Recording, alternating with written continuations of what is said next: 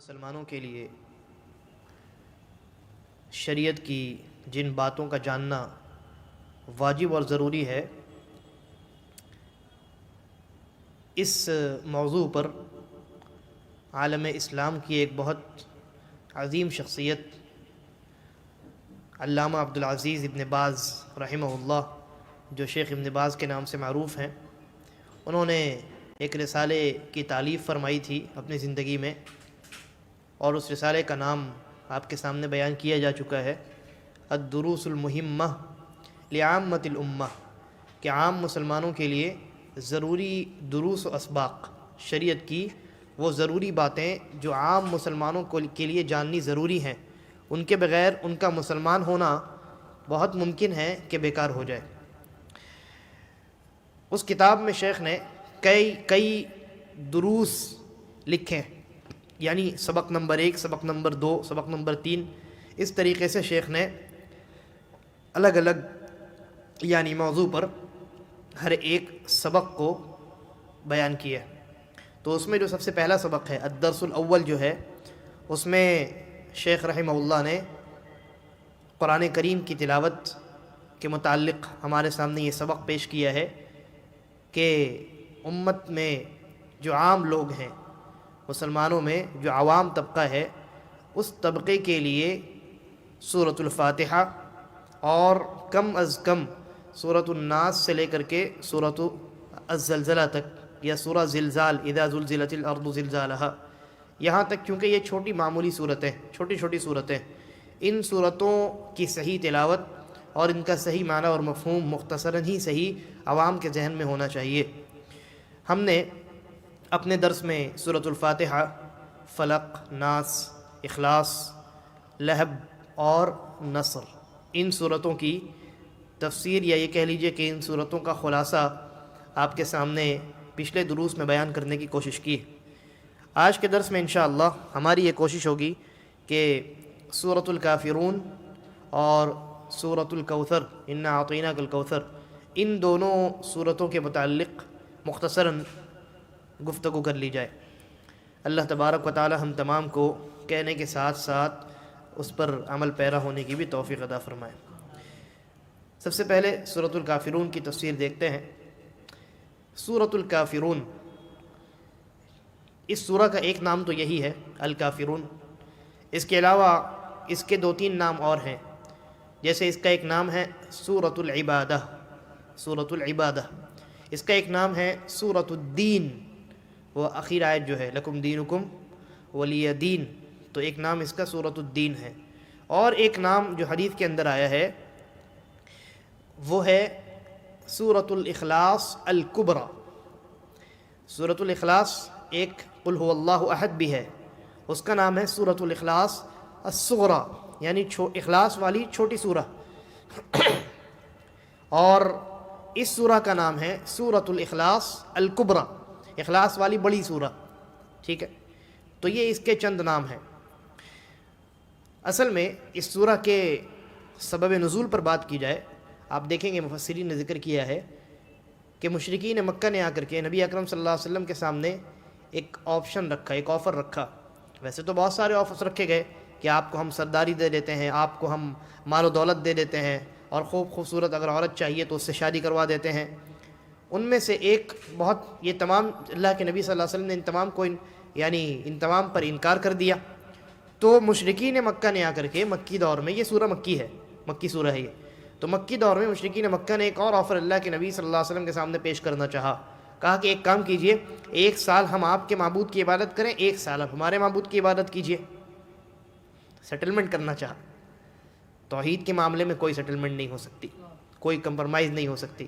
تو اللہ تبارک و تعالیٰ نے یہ سورہ نازل فرمائی اور کہا قل، اے نبی صلی اللہ علیہ وسلم اعلان کر دیجئے، یا ایھا الکافرون، اے کافروں کی جماعت۔ پھر آگے اللہ کے نبی صلی اللہ علیہ وسلم کو یہ حکم دیا گیا ہے کہ آپ کافروں کے کفر سے اور ان کی کفریہ عبادت سے برات کا اعلان کیجیے۔ تو یہ اس کا سبب نزول ہے، اور یہ سورہ جو ہے بڑی اہم سورہ ہے۔ آپ نے یہ سنا، حدیث میں اس بات کا تذکرہ ہے، جیسا کہ پچھلے درس میں بیان کیا گیا، سورۃ الاخلاص اگر اس سورہ کو 1 مرتبہ آپ پڑھ لیں تو 1/3 قرآن کریم کی تلاوت کا ثواب ملتا ہے، اجر ملتا ہے، یعنی 3 مرتبہ پڑھ لیں تو ایک قرآن کریم کی تلاوت کا اجر آپ کو ملے گا۔ حدیث کے اندر سورۃ الکافرون کے تعلق سے بھی کچھ اسی طرح کی بات آئی ہے، لیکن فرق یہ ہے ایک ہی حدیث کے اندر مطلب بعض روایات ایسی ہیں جن میں ایک ہی روایت میں سورۃ الاخلاص کے بارے میں اس بات کا تذکرہ ہے کہ ایک مرتبہ اس کی تلاوت 1/3 قرآن کریم کی تلاوت کے برابر ہے، اور اسی روایت میں اس بات کا بھی تذکرہ ہے جیسا کہ ترمذی وغیرہ کی روایت ہے، اور شیخ الالبانی نے اس کو صحیح کہا کہ سورۃ الکافرون کی ایک مرتبہ تلاوت یہ 1/4 قرآن کریم کی تلاوت کے برابر ہے، 1/4 تلاوت کے برابر ہے، یعنی 4 مرتبہ اگر آپ نے سورۃ الاخلاص کی تلاوت کی ہے تو آپ کو ایک قرآن مکمل تلاوت کا اجر ملے گا، اور سورۃ الاخلاص کی 3 مرتبہ اگر آپ نے تلاوت کی ہے تو ایک قرآن کریم کی تلاوت کا آپ کو اجر ملے گا۔ اور اس پر ہماری تفصیلی بات ہو چکی ہے کہ اجر کا یہ معنی نہیں ہے کہ آپ اسی پر منحصر ہو جائیں اور قرآن کریم کی تلاوت کو آپ ترک کر دیں، کیونکہ دونوں کا فائدہ الگ الگ ہے اور دونوں کی حکمتیں جو ہیں وہ الگ الگ ہیں۔ اچھا، اب آئیے زیادہ تفصیل میں نہ جاتے ہوئے اس کی تفسیر کو شروع کرتے ہیں۔ اللہ تبارک و تعالیٰ نے ارشاد فرمایا، قل یا ایہا الکافرون، اے نبی صلی اللہ علیہ وسلم آپ کہہ دیجئے، اعلانیہ طور پر کہہ دیجئے، یعنی اعلانیہ طور پر کہہ دیجئے، یا ایہا الکافرون، اے کافروں کی جماعت۔ یہاں کن لوگوں کو ایڈریس کیا گیا، کن لوگوں کو مخاطب کیا گیا؟ مشرکین اور کفار مکہ کے جو مشرک اور کفار ہیں ان لوگوں کو ایڈریس کیا گیا ہے ڈائریکٹلی، لیکن اس ایڈریس میں اس خطاب میں جو ہے دنیا کے تمام کفار داخل ہیں، دنیا کے قیامت تک آنے والے تمام کافر لوگ اس آیت میں اس خطاب میں داخل ہیں۔ لیکن علماء نے ایک شرط بتائی، تمام قسم کے اگر کافروں کو اگر اس میں شامل کر لیا جائے تو کیا وہ کافر بھی شامل ہے جو پہلے کافر تھا بعد میں اسلام جس نے قبول کر لیا، وہ بھی شامل ہے؟ جب یہ آیت نازل ہوئی تو مکہ میں بہت سارے کافر ایسے تھے جو اس وقت کافر تھے، لیکن پھر اس کے بعد جیسا کہ آپ لے لیجئے حضرت ابو سفیان رضی اللہ عنہ، جب یہ آیت نازل ہوئی تو وہ مکی دور تھا اور حضرت ابو سفیان نے اسلام قبول نہیں کیا۔ حضرت اکرمہ ہیں ابو جہل کے بیٹے، انہوں نے بھی اسلام قبول نہیں کیا۔ بہت سارے صحابہ کرام ہیں جنہوں نے ابھی اسلام قبول نہیں کیا اور یہ سورہ نازل ہو رہی ہے، تو اس وقت وہ تمام کے تمام صحابہ کرام کفر کی حالت میں ہیں، تو کیا وہ سب مراد ہیں؟ نہیں مراد ہے، بلکہ یہاں علماء لکھتے ہیں کہ وہ کافر مراد ہیں جن کے بارے میں اللہ رب العالمین کو یہ معلوم ہے کہ یہ کفر ہی پر مرے گا۔ وہ کفار مراد ہیں جن کے بارے میں یہ اللہ رب العالمین نے تقدیر میں لکھ دی ہے، یہ بات اللہ رب العالمین کے علم میں یہ بات ہے کہ وہ کفار کفر ہی پر وفات پائیں گے، وہ کفار مراد ہیں، کیونکہ جو ایمان پر وفات پائیں وہ تو کافر نہ رہیں، اور ان سے یعنی برات کا اعلان کیوں کیا جائے گا؟ کیونکہ انہوں نے جب بعد میں اسلام قبول کر لیا وہ ایمان والے ہو گئے۔ تو اللہ رب العالمین نے کہا آپ کہہ دیجئے اے کافروں، یعنی اے مشرکین اور کافرین مکہ اور وہ تمام کافر لوگ جو کفر پر مرنے والے ہیں، ان تمام کو اللہ کے نبی صلی اللہ علیہ وسلم نے یہاں اللہ رب العالمین نے نبی اکرم صلی اللہ علیہ وسلم کو خطاب کرنے کا حکم دیا۔ اب ان کو ایڈریس کر لیا گیا، اب جو اصل بات کہنی ہے وہ کہی جا رہی۔ تو 4 آیات ہیں اس سورہ میں، کل کتنی آیات ہیں؟ 6۔ پہلی آیت میں خطاب ہے، اس کے بعد 4 آیات ہیں، اور پھر اس کے بعد لاسٹ والی اخیر آیت۔ تو یہ جو 4 آیات ہیں نا، وہ کون کون سی آیات ہیں؟ لا اعبد ما تعبدون ولا انتم عابدون ما اعبد ولا انا عابد ما عبدتم ولا انتم عابدون ما اعبد، یہ 4 آیات ہیں۔ پھر اس کے بعد ہے 6ٹھی آیت لکم دینکم ولی دین۔ تو یہ جو 4 آیات ہیں، ان آیتوں کی تفسیر سمجھنے کے لیے آپ ایسا کر لیجئے کہ آیت نمبر 2 اور 3 کا ایک جوڑا بنا لیجئے، ان دونوں کو ایک ساتھ ذہن میں رکھیے، اور آیت نمبر 4 اور 5 کو ذہن میں رکھیے۔ بات سمجھ میں آ رہی ہے؟ 6 آیات ہے نا، پہلی آیت قل یا ایھا الکافرون، یہ پہلی آیت ہو گئی، اس کے بعد اور 5 آیتیں بچتی ہیں، یہ 5 آیتیں بچتی ہیں، یہ پہلی آیت ختم ہو گئی، اس 5 آیات بچتی ہیں۔ ان 5 آیات میں آخری والی آیت کو ہم الگ سے سمجھیں گے، لیکن بیچ کی جو 4 آیات ہیں، یعنی نمبر 2، نمبر 3، نمبر 4 اور نمبر 5، ان چاروں کو سمجھنے کے لیے آپ پہلی 2 آیات کو جوڑ لیجئے اور دوسری 2 آیات کو جوڑ لیجئے. پہلے ان کا ہم ترجمہ دیکھ لیتے ہیں. اللہ رب العالمین نے کہا لا اعبد ما تعبدون قل یا ایھا الکافرون لا اعبد ما تعبدون، کہ میں ان کی عبادت نہیں کرتا جن کی عبادت تم کرتے ہو. ولا انتم عابدون ما اعبد، اور تم ان کی عبادت نہیں کرتے جن کی عبادت میں کرتا ہوں. ٹھیک ہے، یہ پہلی 2 آیات ہو گئی، یعنی آیت نمبر 2 اور 3 ہو گئی. پھر اس کے بعد اسی بات کو دہرایا گیا ہے ولا انا عابد ما عبدتم، کہ میں اس کی عبادت نہیں کرتا جس کی عبادت تم کرتے ہو. ولا انتم عابدون ما اعبد، اور میں جس کی عبادت کرتا ہوں تم اس کی عبادت نہیں کرتے. ایسے ظاہری طور پہ تو یہ لگ رہا ہے کہ تکرار ہے، ایک ہی آیت کو بار بار ذکر کیا گیا ہے، لیکن قرآن کریم میں بغیر کسی فائدے کے کبھی تکرار نہیں ہوتی، کوئی نہ کوئی حکمت ہے. حکمت کیا ہے دیکھیے. تو اب ہم کیا کرتے ہیں، آیت نمبر 2 اور 3 کو ایک جگہ کر لیتے ہیں. یعنی وہ کون سی آیت ہے؟ لا اعبد ما تعبدون ولا انتم عابدون ما اعبد. ٹھیک ہے، لا اعبد ما تعبدون کیا معنی ہے؟ کہ میں ان کی عبادت نہیں کرتا جن کی تم عبادت کرتے ہو. ولا انتم عابدون ما اعبد، اور تم ان کی عبادت نہیں کرتے جن کی عبادت میں کرتا ہوں. اس کی جو تفسیر بیان کی گئی ہے وہ 2 ہے، یعنی ان چاروں آیات کی 2 تفسیریں بیان کی گئی. پہلی تفسیر یہ ہے، یعنی اس جملے ان دونوں آیات کا مطلب کہ میں ان کی عبادت نہیں کرتا جن کی تم کرتے ہو، اور تم ان کی عبادت نہیں کرتے جن کی میں کرتا ہوں. تو یہاں کئی اقوال ہیں، ان میں سے جو زیادہ قوی اقوال ہیں، دو تفسیریں جو ہیں بہت مضبوط ہیں، ان کو میں بیان کر رہا ہوں. ان میں سے پہلی تفسیر یہ ہے کہ میں ان کی عبادت نہیں کرتا اللہ کے علاوہ تم جن کی عبادت کرتے ہو.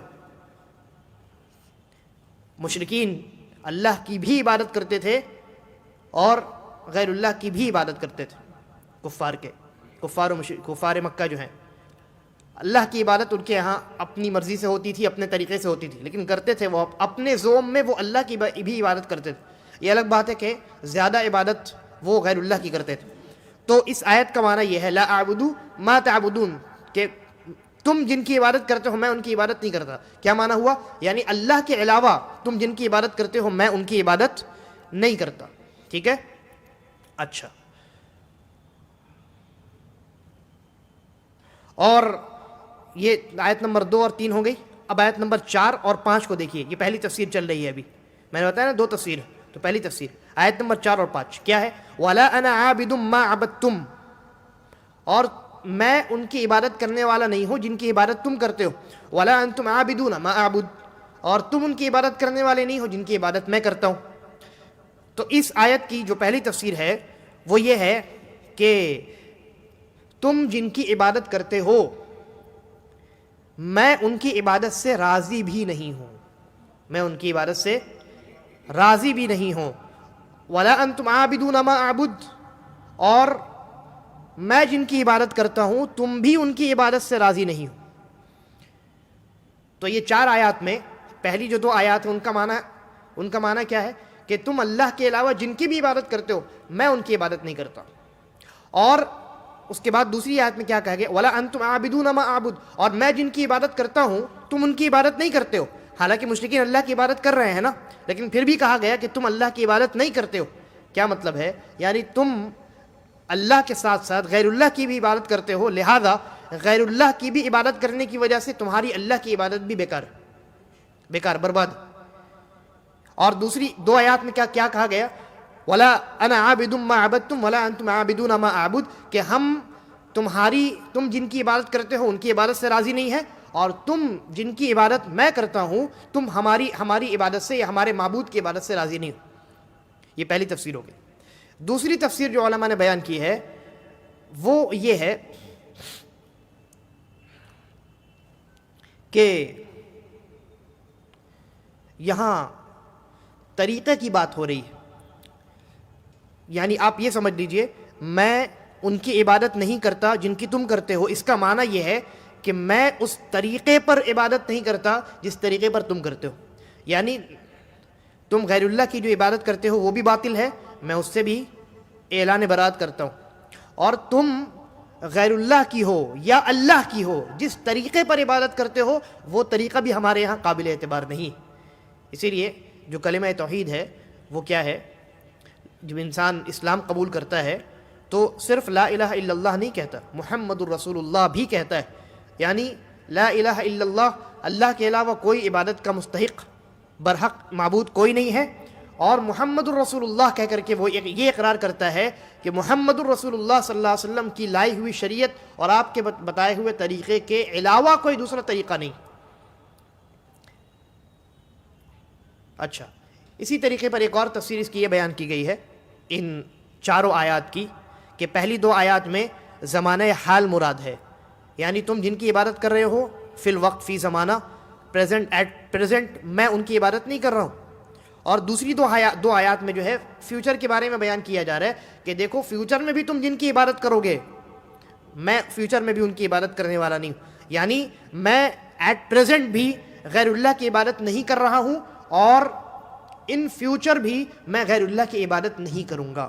تو دیکھیے اللہ رب العالمین نے کئی طریقوں سے یہاں غیر اللہ کی عبادت اور مشرکین کے طریقہ عبادت، اور وہ کب عبادت کر رہے ہیں، زمانہ حال میں اور مستقبل میں وہ جو عبادت کریں گے اپنے طور پر باطل عبادت، ان تمام چیزوں سے نبی اکرم صلی اللہ علیہ وسلم کو حکم دیا ہے کہ آپ برات کا اعلان کر دیجئے۔ مشرکین اور کفار سے نہ ان کے معبود سے ہمارا کوئی تعلق ہے، نہ ان کے طریقہ عبادت سے ہمارا کوئی تعلق ہے، اور نہ ایسا ہے کہ آج تو ہم ان کے طریقے پر نہیں ہے، ہو سکتا ہے فیوچر میں طریقے پر ان کے ہو جائیں، ایسا بھی نہیں۔ یعنی ہر طریقے سے اس سورہ میں ایک مسلمان جب پڑھتا ہے تو وہ کفر اور کفار اور ان کی عبادتیں، ان تمام چیزوں سے برات کا اعلان کرتا ہے کہ تم الگ اور ہم الگ، ہمارا تمہارا کبھی میل نہیں ہو سکتا، ہمارا تمہارا ہم کبھی اتفاق نہیں کر سکتے، کیونکہ ہماری بنیادیں الگ الگ ہیں، ہماری بنیادیں الگ الگ ہیں، ہم اتفاق کر ہی نہیں سکتے۔ اسی لیے اس سورہ کا نام کیا ہے؟ سورۃ الاخلاص الکبریٰ، یعنی یہ ایسی سورہ ہے جس کے اندر بڑی وضاحت کے ساتھ اخلاص کو بیان کیا گیا ہے کہ ہم اور ہماری عبادتیں اور ہماری عبادتوں کا طریقہ یہ سب اللہ رب العالمین کا ہے، ہمارا معبود بھی اللہ ہے، اور اسی طریقے پر وہ طریقہ جو ہم عبادت کے لیے اس کی استعمال کرتے ہیں وہ طریقہ بھی اللہ کا بتلایا ہوا ہے۔ اس لیے اس سورہ کا نام کیا ہے؟ سورۃ الاخلاص الکبریٰ، یہ اخلاص والی بڑی سورہ ہے۔ اس میں انسان کفر اور کفر کی تمام قسموں سے، اور اسی طریقے پر کفر یا کافروں کی عبادت کے طریقوں سے، تمام چیزوں سے برات کا اعلان کرتا ہے، اپنا تعلق توڑ دیتا ہے، اعلانیہ طور پہ ایسا کرتا ہے۔ اس سورہ میں ایک سبق یہ بھی ہے کہ انسان کو کفر یا اہل کفر ان سے براءت کرنے میں تأمل نہیں کرنا چاہیے، ان سے برات کرنے میں تأمل نہیں کرنا چاہیے۔ برات تو آپ سمجھ رہے ہیں نا، برات کرنے کا معنی کیا ہوتا ہے؟ اپنا تعلق، یہ اعلان کرنا کہ بھائی ہمارا تم سے کوئی تعلق نہیں، کوئی تمہارا لینا دینا ہم سے نہیں ہے، اور ہمارا لینا دینا تم سے نہیں ہے۔ تو انسان کو کفر اور اہل کفر ان دونوں سے برات کرنے میں تأمل نہیں کرنا چاہیے، جھجک نہیں محسوس ہونی چاہیے۔ اگر جھجک ہے اس کا معنی یہ ہے کہ آپ کے ایمان میں کمزوری ہے۔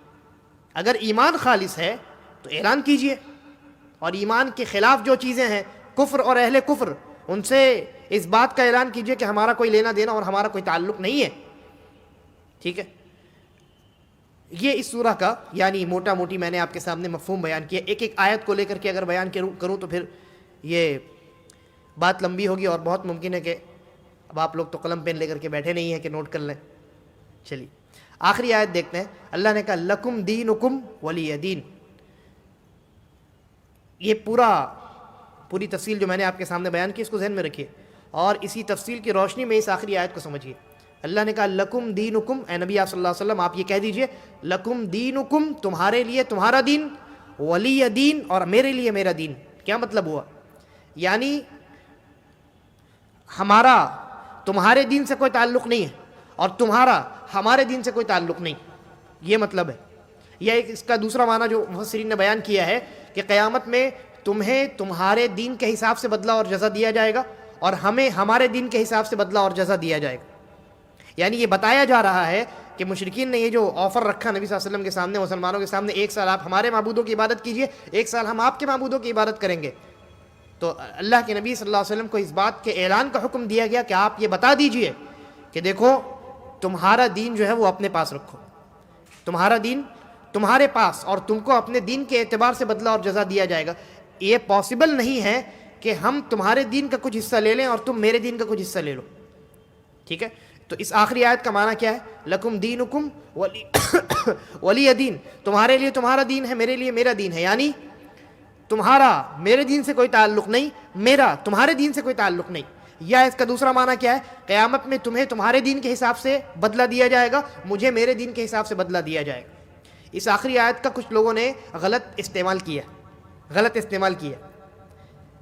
جب بعض لوگوں کو سمجھایا جاتا ہے ان کے شرک اور کفر پر، ان کو تنبیہ کی جاتی ہے کہ ایسا نہ کیجئے، یہ کفر ہے، یہ شرک ہے، ہاں، تو کہتے ہیں کہ دیکھو لکم دینکم ولی دین، تمہارے لیے تمہارا دین، ہمارے لیے ہمارا دین۔ وہ کہتے ہیں دیکھو قرآن کہہ رہا ہے کہ کسی کو چھیڑنے اور ٹوکنے کی ضرورت نہیں۔ بعض حضرات تو یہ جملہ بڑا جو ہے وہ سنوار کر پیش کرتے ہیں کہ دیکھو اپنا عقیدہ چھوڑو مت، دوسرے کا عقیدہ چھیڑو مت، ہاں، اور اس پر قرآن کی یہ آیت پیش کرتے ہیں لکم دینکم ولی دین۔ وہ یہ پیغام دینا چاہتے ہیں کہ اس آیت کا مفہوم یہ ہے کہ جو جس عقیدے پہ ہے اس کو رہنے دو، چھوڑ دو، اور تم اپنے عقیدے پہ رہو، اپنے عقیدے کو مت چھوڑو۔ اسی بات کو وہ بیان کرتے ہیں کہ دوسرے کا عقیدہ چھیڑو مت، اپنا عقیدہ چھوڑو مت، جبکہ اس آیت کا یہ مفہوم نہیں ہے۔ آپ نے دیکھا نا، اس آیت کا ایک الگ مفہوم ہے، وہ مفہوم یہ ہے کہ ہمارا تمہارے دین سے کوئی تعلق نہیں ہے اور تمہارا ہمارے دین سے کوئی تعلق نہیں ہے، یعنی ہمارا دین حق ہے، تمہارا دین باطل ہے، حق اور باطل جمع نہیں ہو سکتے، یہ مفہوم ہے۔ حق اور باطل جمع نہیں ہو سکتے، یہ پیغام دینا مقصود ہے۔ یہ مطلب نہیں ہے کہ باطل کو باطل پر چھوڑ دیا جائے اور حق کی دعوت اس کو نہ دی جائے، ہرگز یہ مطلب نہیں ہے۔ اگر یہ مطلب ہوتا تو رسول اللہ صلی اللہ علیہ وسلم مشرکین مکہ کو اسلام کی دعوت کیوں دیتے؟ آپ بھی تو یہ کہہ سکتے تھے نا لکم دینکم ولی دین، بھائی ہم اکیلے دین پر ہیں، ہم اپنے دین پر رہیں گے، تم اپنے دین پر رہو، ہم تم کو چھیڑیں گے نہیں، اور اب ہم اپنے دین کو، اپنے عقیدے کو چھوڑیں گے نہیں۔ لیکن آپ نے ایسا کیا، آپ نے ایسا نہیں کیا۔ اگر آپ نے ایسا کیا ہوتا تو یہ دین ہم تک نہیں پہنچتا۔ تو اس آیت کا بعض لوگ جو ہے غلط مفہوم بیان کرتے ہیں، اور یہ ناسمجھ لوگ ہوتے ہیں، جاہل ہوتے ہیں بیچارے، قرآن کی تفسیر اور قرآن کے معنی اور مفہوم سے واقف نہیں ہوتے ہیں، بس اڑتی بات ان کو کسی نے بتا دی ہوتی ہے کہ لکم دینکم ولی دین، اب اس کو اپنے اعتبار سے جیسے چاہتے ہیں استعمال کرتے ہیں، ہرگز نہیں۔ یاد رکھیے قرآن کی تفسیر یہ بڑا سیریس معاملہ ہے۔ قرآن کی تفسیر کوئی ہلکی چیز نہیں ہے، کیونکہ قرآن کوئی ہلکی چیز نہیں ہے، قرآن اللہ کا کلام ہے، قرآن اللہ کا کلام ہے۔ اور اللہ رب العالمین، جیسے میں آپ سے بات کر رہا ہوں، میں نے کوئی جملہ کہا، اس جملے کا آپ نے کوئی دوسرا مطلب سمجھ لیا، جبکہ آپ نے جو مطلب سمجھا ہے میں نے وہ جملہ کچھ اور سمجھ کر کے کہا ہے، تو کون سا مطلب میرے اس جملے کا ویلڈ ہوگا، آپ والا یا میرا والا؟ بتائیے۔ میرا والا ویلڈ ہوگا نا، کیونکہ میں متکلم ہوں، میں بات کرنے والا ہوں، آپ سننے والے ہیں۔ آپ پر یہ واجب ہے کہ آپ میری سمجھ اور میری مراد تک پہنچنے کی کوشش کریں۔ نہ سمجھ میں آئے تو مجھ سے پوچھ لے کہ آپ کے اس قول کا کیا مطلب ہے۔ ویسے ہی یہ تو انسانوں کا معاملہ ہوا، اللہ تبارک و تعالیٰ نے جو کلام فرمایا وہی قرآن ہے۔ قرآن کیا ہے؟ اللہ کا کلام ہے۔ تو اللہ کے کلام کا کون سا معنی، کون سا مطلب ویلڈ ہوگا؟ وہ جو ہم اپنے حساب سے، اپنی آسانی، اپنی مرضی سے متعین کریں، یا وہ جو اللہ نے متعین کیا؟ جو اللہ نے متعین کیا، ظاہر سی بات۔ اور اللہ نے اپنے کلام کا معنی کس کو سکھایا؟ رسول اللہ صلی اللہ علیہ وسلم کو سکھایا۔ رسول اللہ صلی اللہ علیہ وسلم نے کس کو سکھایا؟ صحابہ کرام کو سکھایا۔ آپ جانتے ہیں، میں نے کئی مرتبہ بیان کیا کہ صحابہ کرام نبی اکرم صلی اللہ علیہ وسلم سے 10 آیت کر کے قرآن کریم کی تعلیم لیتے تھے۔ کیا لیتے تھے؟ عربی زبان تو ان کو آتی تھی، تفسیر لیتے تھے۔ 10 آیات پر رک کر کے ان 10 آیات کا معنی اور مفہوم اور اس کی تفسیر اور اللہ کی کیا مراد ان آیاتوں میں ہے وہ سمجھتے اور سیکھتے تھے، اس کے بعد آگے بڑھتے تھے۔ تو قرآن کی آیات کا معنی اور مفہوم وہی معتبر ہے جو مفہوم آپ کو نبی اکرم صلی اللہ علیہ وسلم سے حاصل ہو جائے، یا تو ڈائریکٹلی کسی آیت کی تفسیر اللہ کے نبی نے کر دی ہے، جیسا کہ آپ دیکھیں حدیث کی جتنی کتابیں اٹھا لیں آپ، ہر کتاب میں آپ کو کتاب التفسیر ملے گا، کتاب التفسیر ملے گی آپ کو. اس میں کیا ہے؟ اس میں رسول اللہ صلی اللہ علیہ وسلم کی گئی تفسیریں ہیں. آیات کا معنی اور مفہوم اللہ کے نبی نے بہت ساری آیات کا خود معنی بتایا ہے، یا صحابہ کرام نے وہ معنی بتایا. صحابہ کرام نے معنی جو بتایا کہاں سے سیکھا؟ رسول اللہ صلی اللہ علیہ وسلم سے سیکھا، یا صحابہ نے اپنے تابعین کو سکھایا، انہوں نے وہ معنی اور مفہوم ذکر کیا ہے امت کے سامنے. لہذا قرآن کریم کی تفسیر جو ہے یہ بہت، اس میں انسان کو آزادی نہیں دی گئی، انسان کو اس میں آزادی نہیں دی گئی ہے، بلکہ قرآن کریم کی جو تفسیریں رائے اور عقل کی بنیاد پر بھی جو کی جاتی ہے وہ جائز ہے، لیکن اس کے بھی علماء نے بہت کڑے شرائط متعین کیے، کڑی شرطیں ہیں اس کی کہ وہ نبی صلی اللہ علیہ وسلم کی تفسیر کے خلاف نہیں ہونی چاہیے، قوانین جو شریعت کے ہیں ان کے خلاف نہیں ہونا چاہیے، عربی زبان کے باہر کی تفسیر نہیں ہونی چاہیے، بہت ساری کنڈیشنز ہیں. تب جا کر کے انسان کسی آیت کی تفسیر اپنی طرف سے کر سکتا ہے، یعنی عقل کی بنیاد پر. اگر آپ نتیجہ میں جائیے گا، عقلی تفسیر جو جس کی اجازت دی گئی ہے اس کے نتیجے پر اگر آپ پہنچیے گا تو آپ کو معلوم ہوگا کہ گھوم پھر کر کے وہ وہی تفسیر ہے جو اللہ کے رسول نے بتلائی ہے. ٹھیک ہے، یعنی قرآن میں آپ کو اپنی طرف سے بولنے کی اجازت ہرگز نہیں ہے، اور سلف کے بڑے کڑے اور سخت ترین اقوال اس سلسلے میں مروی ہیں، بعض صحابہ سے مروی ہیں، جہاں تک مجھے یاد آتا ہے عبداللہ بن مسعود یا عبداللہ بن عباس رضی اللہ عنہما سے مروی ہیں اس طرح کے اقوال، بلکہ ایک حدیث بھی اس سلسلے میں مروی ہے. بہرحال تو اس تفصیل میں ہم نہیں جاتے ہیں ابھی. اللہ رب العالمین نے فرمایا لکم دینکم ولی دین، تمہارے لیے تمہارا دین ہے، تمہارے دین کا ہمارے دین سے کوئی تعلق نہیں، اور ہمارے دین کا ولی دین، ہمارے لیے ہمارا دین ہے، ہمارے دین کا تمہارے دین سے کوئی تعلق نہیں. اور ہم دونوں کو قیامت کے دن ہمارے عقیدوں کے اعتبار سے اور ہمارے دین کے اعتبار سے وہ جزا اور بدلہ دیا جائے گا. مختصر میں اس کے بعد والی جو سورہ ہے سورہ الکوثر، اس کی بھی تفسیر دیکھ لیتے ہیں. سورۃ الکافرون تو مکی سورہ ہے، لیکن سورۃ الکوثر کے بارے میں تھوڑا اختلاف علماء کے درمیان ہے کہ یہ مکی سورہ ہے یا مدنی سورہ ہے، لیکن سیاق و سباق اس سورہ کا جو مضمون ہے وہ اس بات پر دلالت کرتا ہے کہ یہ مکے ہی میں یہ سورہ نازل ہوئی. اصل میں ہوا یہ کہ مشرکین مکہ نبی اکرم صلی اللہ علیہ وسلم کے ہاں جو اولاد پیدا ہوئی، آپ جانتے ہیں کہ آپ کی چار بیٹیاں ہیں، نبی اکرم صلی اللہ علیہ وسلم کی 4 بیٹیاں ہیں، اور آپ کے 3 بیٹے بھی پیدا ہوئے لیکن وفات پا گئے، زندہ نہیں رہے. ان تینوں بیٹوں کا نام کسی کو یاد ہے؟ ماشاء اللہ، بارک اللہ فیکم. عبداللہ، ابراہیم اور قاسم، یہ تینوں پیدا تو ہوئے لیکن بچپن میں وفات پا گئے. اور انسان کی نسل چلتی ہے اس کے بیٹوں سے، بیٹیوں سے نسل نہیں چلتی. بیٹیاں کہیں کسی اور خاندان میں جا کر کے اس خاندان کی نسل آگے بڑھاتی ہیں، ہے کہ نہیں؟ انسان کی نسل چلتی ہے اس کے اپنے بیٹوں سے، جبکہ نبی اکرم صلی اللہ علیہ وسلم کے بیٹے سب بچپن میں وفات پا گئے. تو اب مشرکین کو ملا موقع. مکہ کے جو مشرکین تھے انہوں نے نبی اکرم صلی اللہ علیہ وسلم کو تکلیف دینے کے لیے، آپ کو تکلیف دینے کے لیے اور آپ کو نقصان پہنچانے کے لیے، یعنی آپ کے ہمت کو توڑنے کے لیے انہوں نے یہ کہا کہ محمد صلی اللہ علیہ وسلم ابتر ہیں. ابتر ہیں یعنی کٹے ہوئے. اور مفسرین نے ذکر کیا ہے کہ مشرکین نے 2 طرح کی باتیں کہی تھی. ایک تو یہ کہ مشرکین نے یہ کہا نبی اکرم صلی اللہ علیہ وسلم مقطوع النسل ہیں، یعنی آپ کی نسل کاٹ دی گئی، آپ کی نسل کٹ گئی ہے. ان کا اشارہ اس طرف تھا کہ آپ کے بیٹے تو زندہ نہیں رہے، آپ کی نسل آگے کہاں چلے گی؟ نہیں چلے گی آپ کی نسل. تو کچھ مشرکین نے یہ کہا نبی اکرم صلی اللہ علیہ وسلم کو کہ آپ کی نسل کٹی ہوئی نسل ہے، آپ کی نسل آگے چلنے والی نہیں.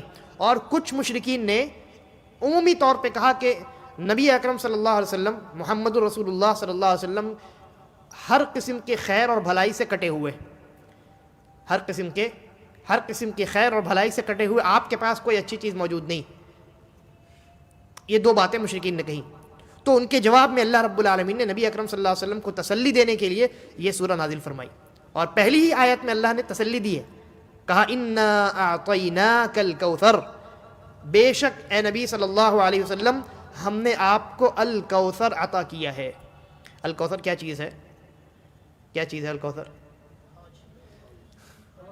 یہ ایک خاص معنی ہو گیا، جبکہ الکوثر کا معنی بڑا وسیع ہے. الکوثر، جیسا کہ امام ابن کثیر رحمہ اللہ نے ذکر کیا، خیر کثیر، الکوثر یعنی خیر کثیر، بہت زیادہ خیر، بہت زیادہ بھلائی، اور چاہے وہ بھلائی دنیا کی ہو یا وہ بھلائی آخرت کی ہو۔ نبی اکرم صلی اللہ علیہ وسلم کو اللہ تبارک و تعالیٰ نے بہت ساری بھلائیاں عطا فرمائی تھیں، دنیا میں بھی اور آخرت میں بھی بہت ساری بھلائیاں، اور ان بھلائیوں میں سے چند کا اگر تذکرہ کیا جائے، جیسے کہ وہ حدیث یاد کیجئے جس میں اللہ کے نبی صلی اللہ علیہ وسلم نے فرمایا کہ 5 چیزیں ایسی مجھے دی گئی ہیں کہ مجھ سے پہلے انبیاء میں سے کسی کو نہیں دی گئی۔ 5 چیزیں ایسی، کئی چیزیں ہیں ان میں 5، کچھ کا تعلق دنیا سے ہے، کچھ کا تعلق آخرت سے۔ جیسے دنیا سے جن کا تعلق ہے، اللہ کے نبی نے فرمایا مجھے یہ خصوصیت دی گئی ہے کہ میرا دشمن 1 مہینے کی مسافت پر ہوتا تھا، 1 مہینے کے ڈسٹنس پہ رہے تو میرا رعب اور میرا خوف اللہ رب العالمین ان دشمنوں کے دلوں میں ڈال دیتا ہے، وہیں سے ان کا مورل ڈاؤن ہو جاتا ہے۔ جب مورل ڈاؤن ہو گیا تو جنگ کہاں سے کریں گے؟ یہ پہلی خصوصیت۔ دوسری خصوصیت اللہ کے نبی نے فرمایا کہ وَجُعِلَتْ لِي الْأَرْضُ مَسْجِدًا وَطَهُورًا، میرے لیے پوری کی پوری زمین عبادت کی جگہ اور پوری کی پوری زمین پاکی حاصل کرنے کی چیز بنا دی گئی۔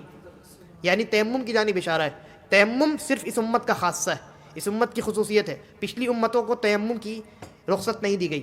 تیمم یعنی مٹی کے ذریعے سے پاکی حاصل کرنا، یہ رخصت، یہ آسانی صرف اس امت کو دی گئی۔ اللہ کے نبی نے فرمایا اسی طریقے پر میرے لیے جو مال غنیمت ہے، دشمنوں سے لڑائی ہوئی مشرکین سے، اور جو مال غنیمت آیا، وہ مال غنیمت میرے لیے حلال کیا گیا ہے۔ صحیح بخاری کی روایت ہے، اللہ کے نبی صلی اللہ علیہ وسلم بیان فرماتے ہیں کہ پچھلی قوموں میں جب مال غنیمت اکٹھا ہوتا تھا تو معلوم ہے کیا ہوتا تھا؟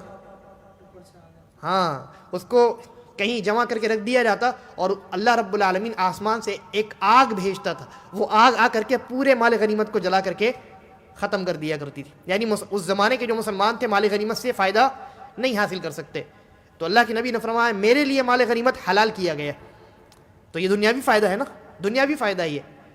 اور اسی طریقے پر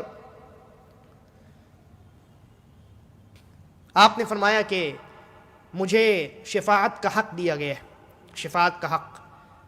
قیامت میں نبی اکرم صلی اللہ علیہ وسلم کو شفاعت کے معاملے میں بڑا بلند اور اعلیٰ مقام دیا گیا ہے۔ جب تمام انبیاء شفاعت کرنے سے پیچھے ہٹ جائیں گے تب نبی اکرم صلی اللہ علیہ وسلم یہ کہیں گے کہ شفاعت کا حق مجھے دیا گیا ہے، تم صحیح انسان کے پاس آئے ہو۔ بڑی لمبی روایت ہے، میں نے کئی مرتبہ بیان کی ہے۔ تو پھر نبی اکرم صلی اللہ علیہ وسلم شفاعت کریں گے اور آپ کی شفاعت کی بنیاد پر پھر حساب کتاب شروع کیا جائے۔ تو یہ کچھ 5 چیزیں ہیں، 4-5 چیزیں ہیں جن میں سے بعض کا تعلق دنیا سے ہے اور بعض کا تعلق آخر۔ ہاں، 5ویں چیز کیا ہے؟ اللہ کے نبی نے فرمایا کہ میں تمام انسانیت کے لیے نبی بنا کر کے بھیجا گیا ہوں، جبکہ پچھلے انبیاء جو ہیں وہ خاص کسی قوم کے لیے نبی بنا کر کے بھیجے جاتے تھے، بلکہ ایسا بھی ہوتا تھا کہ ایک ہی وقت میں دنیا میں 1 سے زائد نبی موجود ہوتے تھے۔ جیسے آپ دیکھیے موسیٰ علیہ السلام ہیں اور اسی وقت میں شعیب علیہ السلام ہیں، پھر ابراہیم علیہ السلام ہیں اور اسی وقت میں لوط علیہ السلام ہیں، ایک ہی وقت میں یہ تمام انبیاء ہیں۔ تو ایک ہی وقت میں 1 سے زیادہ نبی ہوتے تھے کیونکہ وہ الگ الگ پرٹیکولر خاص کسی علاقے کسی قوم کے لیے بھیجے جاتے تھے۔ لیکن اللہ کے نبی صلی اللہ علیہ وسلم نے فرمایا کہ مجھے اللہ تبارک و تعالیٰ نے پوری انسانیت کے لیے، پوری دنیا کے لیے، کسی خاص علاقے کے لیے نہیں، کسی خاص قوم کے لیے نہیں، بلکہ پوری انسانیت کے لیے نبی بنا کر کے بھیجا ہے۔ تو یہ کچھ 4-5 چیزیں، ان کے علاوہ بہت ساری چیزیں۔ حوض کوثر کا جہاں آپ نے تذکرہ کیا، تو جنت میں جو ہے وہ ایک نہر ہے، جنت میں ایک نہر ہے، اس نہر کا نام ہے کوثر۔ حوض کی بات میں ہوگی، وہ نہر ہے، اصل اس نہر کا نام ہے کوثر، اور اس نہر سے ایک حوض بنایا گیا ہے، اس حوض کا نام ہے حوض کوثر، ٹھیک ہے؟ اور وہ حوض جو ہے نبی اکرم صلی اللہ علیہ وسلم کو عطا کیا جائے گا قیامت کے دن، اور اس حوض میں پانی پینے کے لیے جو برتن ہوں گے، اللہ کے نبی نے فرمایا کہ جس طریقے سے آسمان میں چمکتے ہوئے اور ایک بہت بڑی تعداد میں ستارے دیکھتے ہو، ویسے ہی اس حوض میں پینے والے وہ برتن ہوں گے جن سے مسلمان جو ہیں وہ قیامت کے دن سیراب ہوں گے۔ اور اللہ کے نبی نے فرمایا وہ پانی شہد سے زیادہ میٹھا، دودھ سے زیادہ سفید اور خوب ٹھنڈا ہوگا۔ تو وہ پانی ایک مرتبہ جس نے پی لیا، میدان محشر میں جنت تک پہنچنے سے پہلے سخت گرمی میں اسے ایک مرتبہ بھی کبھی پیاس نہیں لگے گی۔ پھر جب جنت میں پہنچ گیا تو وہاں تو بہت ساری نعمتیں، وہ مقام اور حوض، وہ کوثر والا جو حوض ہے وہ نبی اکرم صلی اللہ علیہ وسلم کو قیامت میں دیا جائے گا۔ پھر آخرت میں دیکھ لیجیے اللہ کے نبی صلی اللہ علیہ وسلم کو مقام محمود پر فائز کیا جائے گا۔ مقام محمود، ایسا مقام جس کی تمام انسانیت تعریف کرتی، پوری کائنات تعریف کرتی، سب سے بلند اور اعلیٰ درجہ قیامت میں ایک مقام ہوگا، ایک درجہ ہوگا، وہ نبی اکرم صلی اللہ علیہ وسلم کو دیا جائے گا۔ پھر جنت میں جب آپ پہنچیں گے اللہ کے نبی کے بغیر دروازہ نہیں کھلے گا، ہے نا۔ اور بعض لوگ ایسے ہوں گے جن کا ہاتھ پکڑ کر کے اللہ کے نبی صلی اللہ علیہ وسلم جنت میں داخل کروائیں گے۔ آپ جانتے ہیں کون ہیں وہ لوگ؟ نہیں، حدیث میں جن کا تذکرہ ہے، ایک حدیث ہے مستدرک الحاکم کی ہے، اللہ کے نبی صلی اللہ علیہ وسلم بیان فرمایا کہ یہ دعا جو انسان پڑھے گا صبح شام، رضیت باللہ ربا وبالاسلام دینا وبمحمد صلی اللہ علیہ وسلم نبیا ورسولا، تو قیامت میں اللہ کے نبی صلی اللہ علیہ وسلم اس انسان کا ہاتھ پکڑ کر کے جنت میں داخل کریں گے۔ تو یہ تمام فضیلتیں اللہ کے نبی کو حاصل ہیں، دنیا میں بھی اور آخرت میں بھی۔ دنیا میں دیکھیے اللہ کے نبی صلی اللہ علیہ وسلم، جن مشرکین نے یہ کہا تھا کہ آپ کے پاس کوئی خیر کوئی بھلائی نہیں ہے، وہ جس زمین میں رہتے تھے اللہ رب العالمین نے وہ زمین یعنی مکہ نبی اکرم صلی اللہ علیہ وسلم کے کنٹرول میں دے دیا، آپ کے قبضے میں دے دیا۔ تو جس زمین میں رہ کر کے وہ اپنے آپ کو بڑا سمجھتے تھے، اللہ کے نبی کے بارے میں کہتے تھے کوئی اچھی چیز نہیں ہے، وہ پوری زمین ہی اٹھا کر کے اللہ کے نبی کو اللہ رب العالمین نے عطا کر دی۔ تو پہلی آیت میں اللہ رب العالمین نے نبی اکرم صلی اللہ علیہ وسلم کو تسلی دی ہے، اور اپنی بہت ساری نعمتوں کا ایک ہی جملے میں اللہ رب العالمین نے تذکرہ کر دیا، انا اعطیناک الکوثر، اے نبی صلی اللہ علیہ وسلم ہم نے آپ کو الکوثر عطا کر دیا ہے، ہر طرح کا خیر اور ہر طرح کی بھلائی ہم نے، چاہے وہ دنیاوی ہو یا اخروی ہو، ہم نے آپ کو عطا کر دی۔ اچھا، نعمتیں ملنے کے بعد کیا ہوتا ہے؟ شکر ادا کیا جاتا ہے۔ دوسری آیت دیکھیے، اللہ نے کہا فا یعنی لہذا نعمت ملی ہے، صلی لربک، اپنے رب کے لیے نماز پڑھیے، ونحر، اور قربانی کیجیے۔ یہاں دو عبادات کا تذکرہ ہے، شکر کے طور پر عبادات کا تذکرہ کیا گیا۔ پہلی بات تو یہ معلوم ہوئی کہ انسان کو نعمتیں جب حاصل ہوں تو ان نعمتوں کا اثر شکر گزار بندے کی عبادت پر دکھائی دینا چاہیے۔